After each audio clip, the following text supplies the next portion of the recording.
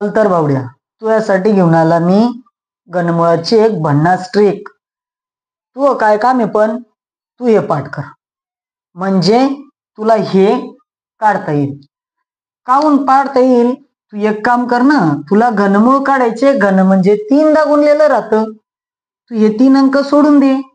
याच्या शेवटी काय आला? 6. 6 लिहिला. याच्यात तुला सांगितलं मी, तू पाठ कर का?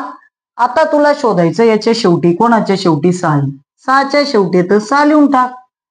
आता तुला दुसरं काम करायचं, तू पुढचे 2 आहे ना, याच्यापेक्षा लहान घनसंख्या शोध. इथं 17 आहे, इथं 2चा घन 8, 3चा घन 27 आहे. म्हणजे तू कोणते घेऊ शकतो? 2 घेऊ शकतो. लिहून टाक 2. मिळाला तुला 26. हा कोणाचा मग? परत तेच कर.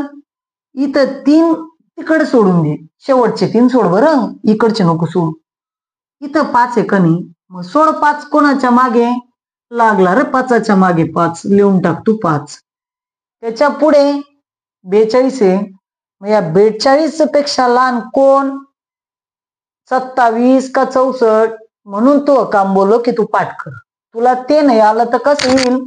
अजून म्हणशील की मास्तरने शिकवलं. काय होतं?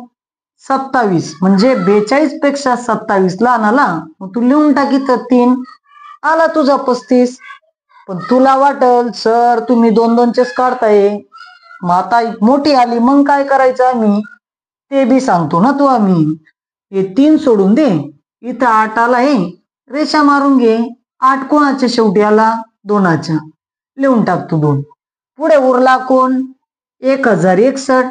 1061 10च्या वर्गाच्या घनाच्या जवळपास आलेला आहे. मग लिहून टाक ना तिथं भन्नाटकन 110 लिहिलं तर. कोणाचा तो? 102चा. मग तू आधी जमेल, तू काढ तर खरी.